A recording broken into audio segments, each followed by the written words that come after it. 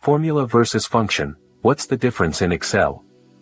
Formula and function are part of the Microsoft Excel application, and while they may seem similar, each performs unique operations.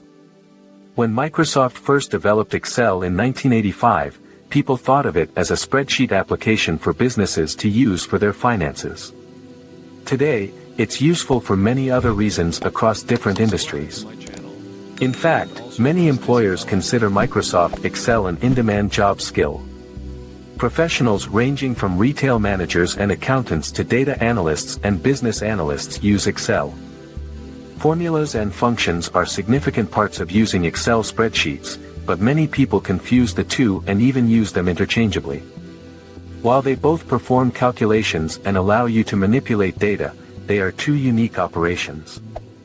Take a closer look at what formula versus function means in Excel and how you can sharpen your Excel skills.